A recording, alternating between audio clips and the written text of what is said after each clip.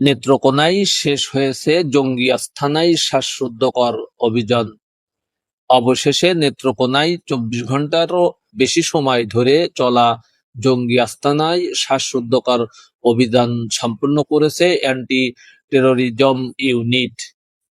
রোববার বিকেলে সংবাদ সম্মেলনের মাধ্যমে এই অভিযানের সমাপ্তি ঘোষণা করেন ময়মনসিংহ রেঞ্জের ডিআইজি শাহ মোহাম্মদ আবিদ হোসেন।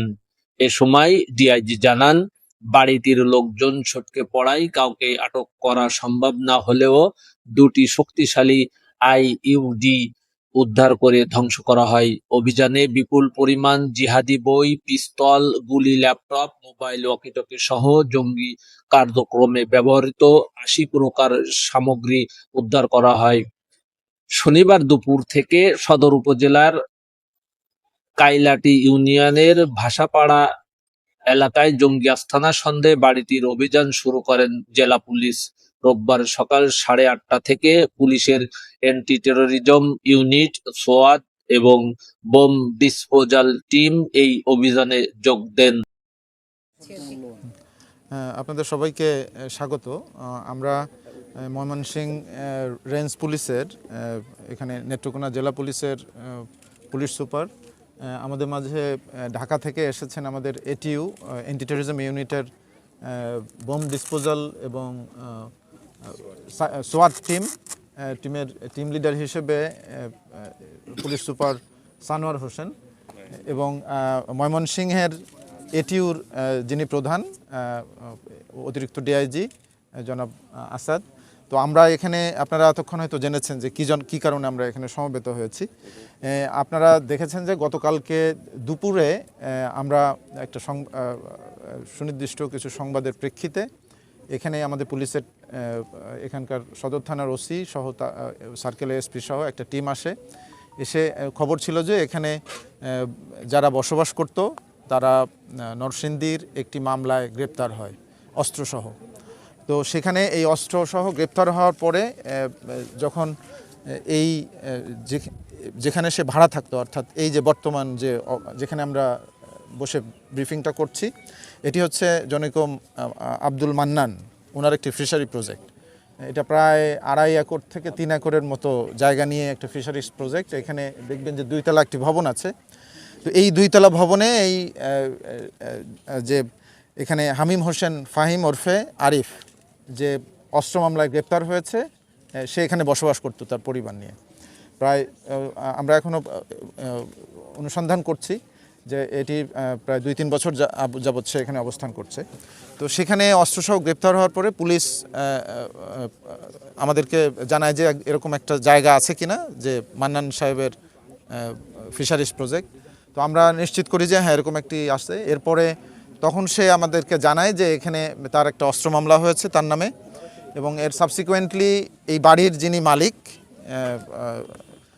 আব্দুল মান্নান, উনিও ওসি সাহেবকে ফোন দিয়ে জানান যে তারা ভাড়া থাকতো।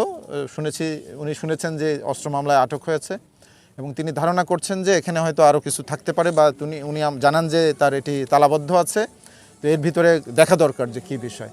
তো এই প্রেক্ষিতেই পুলিশ এখানে গতকালকে এসে তালাবদ্ধ দেখতে পায়। পরে স্থানীয় লোকজন নিয়ে বিধি মোতাবেক তালা ভেঙে ভিতরে প্রবেশ করে প্রাথমিক তল্লাশিতে অস্ত্র পায়, এবং পরবর্তীতে আরও একটু ব্যাপকভাবে যখন তারা একটু তল্লাশি শুরু করে, দেখে যে এখানে বিস্ফোরক সদৃশ্য এবং আইইডি সহ প্রচুর পরিমাণে আপনার প্রশিক্ষণের যন্ত্রপাতি সহ ব্যাপকভাবে মানে বিভিন্ন জিনিসপত্র রয়েছে যেগুলো বিস্ফোরক আছে, এবং এখান থেকে ভয়াবহ বিস্ফোরণ হতে পারে যা নিরাপদ নয়। তো আমরা এই সংবাদের প্রেক্ষিতে আমরা ঊর্ধ্বতন কর্তৃপক্ষের যোগাযোগ করার পর আমরা অ্যান্টি টেররিজম ইউনিটকে সংবাদ দিলে অ্যান্টি টেররিজম ইউনিটের বোম ডিসপোজাল ইউনিটের একটি প্রতিনিধি হিসেবে এখানে পুলিশ সুপার সানোয়ার হোসেন আসেন, এবং তৎক্ষণাৎ আমাদের অতিরিক্ত ডিআইজি এটিইউ ময়মনসিংহ, এটা ওনারই এলাকা, তো উনিও এসে বিস্তারিত দেখে সিদ্ধান্ত নেন যে না, এটা নিষ্ক্রিয় বা এক্সপার্ট টিম এনে এটাকে কিভাবে নিষ্ক্রিয় করা যায় সেইভাবে আমরা কার্যক্রম গ্রহণ করি। এবং আজকে সকাল থেকে এই পর্যন্ত আমরা কিছুক্ষণ আগে এটি নিষ্ক্রিয় করা হলো। এবং এখানে ভিতরে ঢুকে যে বিষয়গুলো আমরা দেখলাম যে ব্যাপক পরিমাণে আমরা সাধারণত যেটি দেখে থাকি বিস্ফোরক বা এই ধরনের জিনিস নিয়ে যারা কাজ করে জঙ্গি তৎপরতার সাথে, তো আমরা সেরকম কিছু আলামত পাই। তো এখানে আমরা দেখেছি যে সমস্ত জিনিস প্রায় 80টা আমরা এখানে বিভিন্ন মালামাল জব্দ করেছি।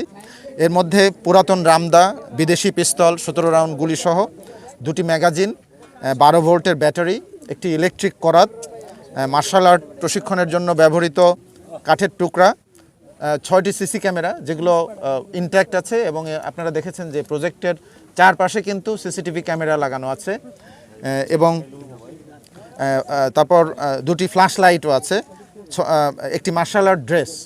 আমরা 5টি অ্যান্ড্রয়েড ফোন পেয়েছি, 7টি বাটন ফোন পেয়েছি, একটি ল্যাপটপ, 2টি দূরবীন, একটি ছোট এবং অত্যাধুনিক কম্পাস, 4টি কাঠের খণ্ড যেগুলো সাধারণত যারা হেভি ফিজিক্যাল এক্সারসাইজ করে, মার্শাল আর্ট করে বা ট্রেন যারা পারসন তারা এগুলোকে ব্যবহার করে। তারপর সিলিকনের তৈরি মানবাকৃতির পাঞ্চিং বক্সিং বা বিভিন্ন শারীরিক কসরত প্র্যাকটিস করার জন্য এটি ব্যবহার করা হয়েছে। তারপর পাঞ্চিং ব্যাগ, প্লাস্টিকের ডামি রাইফেল প্রায় 20টি, প্লাস্টিকের তৈরি রাইফেল স্কুল 20টি, প্লাস্টিকের তৈরি খেলনা রাইফেলের ব্যারেল। তো এটি ছাড়াও আমরা মোট 80টি আমরা জিনিস জব্দ করেছি আলামত। তো আমরা এখান থেকে নিশ্চিতভাবে বলতে পারি যে 2টি আইডি আমরা এখানে নিষ্ক্রিয় করা হয়েছে। একটি আমরা ওখান থেকে আনার মতো অবস্থা ছিল না, তো এ কারণে আমরা একটি ঘটনাস্থল যেখানে আমরা সেখানেই বিস্ফোরণ ঘটিয়েছি, নিষ্ক্রিয় করেছি, আর আরেকটি পরে এখানে এনে বাইরে নিষ্ক্রিয় করা হয়েছে। তো আপনারা এ থেকেই বুঝতে পেরেছেন যে আসলে এটা কী ধরনের জিনিস ছিল এবং এটি দিয়ে কারা এটি ব্যবহার করে বা কী এটির ধ্বংসাত্মক যে ক্ষমতা সেটি ব্যাপকভাবে এটি যদি ব্যবহার করা হয় তাহলে কী ধ্বংসযোগ্য হতে পারে বা মানুষের কী ক্ষতি হতে পারে। তো আমরা সবাইকে ধন্যবাদ, আপনারা ধৈর্য ধরে অপেক্ষা করেছেন এবং আমাদের কাজে আপনারা সহায়তা করেছেন, আপনাদের সবাইকে ধন্যবাদ। 5 তারিখে যখন ওখানে অস্ত্র মামলায় এক ব্যক্তি আটক হলো, তার নাম আমি প্রথমে বলেছি যে হামিম হোসেন ফাহিম ওরফে আরিফ, তো সে আটক হওয়ার পরেই এখানে যারা ছিল আমরা ঘটনার পারিপার্শ্বিকতা দেখে বা যে সমস্ত বিষয়গুলো এখানে ছিল আমরা দেখেছি যে ভাত খাচ্ছে, মাংস রান্না করা সে অবস্থায় রয়েছে, তারপরে অন্যান্য যে জিনিসগুলো ছিল সেটা সেই অবস্থায় রেখে তারা পালিয়ে চলে গেছে। তো এখানে যে সমস্ত এখানে ভিতরে কতগুলো বাথরুম আছে দেখে বোঝা যায় যে এখানে প্রায়শই 15 থেকে 20 জন অবস্থান করেন। এবং আপনারা দেখেছেন যে এখানে 2টি পুকুর আছে পাশাপাশি, ওই পাশে বিস্তৃত একটা পথ আছে এবং ওখানে কিন্তু তারা প্রশিক্ষণের জন্য চমৎকার একটি জায়গা।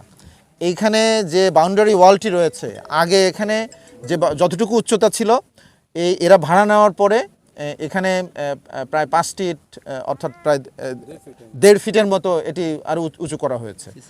তারপরে সিসিটিভি ক্যামেরা দিয়ে সার্বক্ষণিক নজরদারি করা হয়েছে এবং এটার যে স্ট্র্যাটেজিক যে লোকেশন, এখান থেকে দোতলা থেকে কিন্তু অনেক দূর থেকে প্রায় 1-1.5 কিলোমিটার 2 কিলোমিটার দূরে দেখতে পারে যে কেউ যদি এদিকে আসে সে কিন্তু মনিটর করতে পারে। তো এখানে আমরা যতটুকু সংবাদ পেয়েছি আমরা কাজ করছি, আমাদের তদন্ত বা অনুসন্ধানের স্বার্থে আমার মনে হয় এর থেকে বেশি আর কিছু আমরা এখন বলা ঠিক হবে না। কিন্তু বাড়ির মালিকের কথাটা একটু বলেন। হ্যাঁ, আমরা সব কিছুই খতিয়ে দেখব যে এখানে আসলে তার কতটুকু সম্পৃক্ততা রয়েছে বা উনি যে বাড়ি ভাড়াটি দিয়েছেন সেখানে তার টার্মস অ্যান্ড কন্ডিশন কী ছিল বা উনি এখানে এসেছেন কিনা, প্রত্যেকটি জিনিসই আমরা খতিয়ে দেখব। তদন্তের প্রয়োজনে যতটুকু প্রয়োজন সব কিছুই আমরা দেখব না, কারণ যে সমস্ত আলামত আমরা পেয়েছি এখানে, যে সমস্ত জিনিসপত্র আমরা উদ্ধার করেছি, আমাদের কাছে মনে হয়েছে এখানে তারা এই বিষয়ে প্রশিক্ষণের তারা যে জিনিস নিয়ে কাজ করে বা জঙ্গি বা তৎপরতা বা অন্য যে সমস্ত বিষয়গুলো আছে, আমার মনে হয়েছে যে তারা এই বিষয়ে এখান থেকে প্রশিক্ষণ গ্রহণ করে। এখন অগ্রিম কোনো কিছু বলা আমার মনে হয় তদন্ত বা অনুসন্ধানকে ভিন্ন খাতে প্রবাহিত করবে, অর্থাৎ আমি এখন এই বিষয়ে কোনো কথা বলবো না। হ্যাঁ, এটার সাথে হয়তো কিছু লিঙ্কেজ আছে, আমাদের আরও কিছু পুলিশের আরও কিছু ইউনিট এটা নিয়ে কাজ করছে। তো আমরা বিস্তারিত এখন বলতে পারবো না। এটার সাথে লিঙ্ক যতগুলো অবস্থান আছে সাধারণত মানে এটা আমি ব্যাখ্যা করে বলবো না, সাধারণত আমরা এরকম অবস্থান থেকে থাকে কোনো একটা ঘটনাস্থলের আশেপাশে। তো আমাদের পুলিশ সেভাবে কাজ করছে। আমি আশা করব যে আপনারা সাংবাদিক ভাইরা যারা আছেন আপনারা সবাই সহযোগিতা করবেন, এবং কোনো ধরনের এরকম যদি তথ্য সাসপিশাস কাউকে দেখেন যে এখান থেকে হয়তো এই ঘটনার পরে এখান থেকে সে চলে গেছে, হঠাৎ করে খুঁজে পাওয়া যাচ্ছে না, আমাদের পুলিশকে সংবাদ দিবেন, আমরা সেই বিষয়গুলো খতিয়ে দেখব।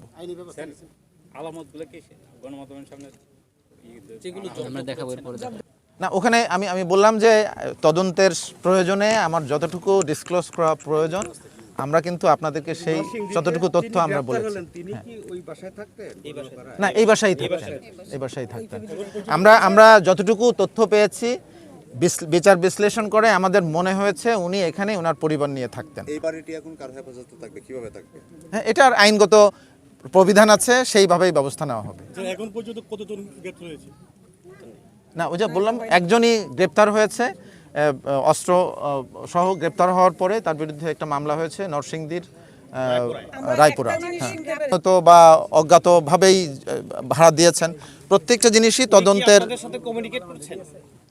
হ্যাঁ হ্যাঁ, উনি হ্যাঁ বাড়িওয়ালা এরকম মালিক যে তার কথাই শুনছি আমরা, সে কয়েকটা কলেজ কারিগরি কলেজ কি এখন যোগাযোগ রাখছেন কি আপনাদেরকে তথ্য দিয়ে সহযোগিতা করছেন? হ্যাঁ, ওনার ফোন আপাতত এখন বন্ধ রয়েছে, তবে গতকাল সকাল 11:39 দিকে উনি ওসি সাহেবকে ফোন দিয়েছিলেন, আমাদের সদর থানার ভারপ্রাপ্ত কর্মকর্তাকে ফোন দিয়ে উনি বলেছিলেন এই তথ্যটা যে ওনার বাড়ি এরকম ফাহিম বা আরিফ নামে একটি লোক ভাড়া থাকতো, যে রায়পুরা থানায় একটি অস্ত্র মামলায় আটক হয়েছে।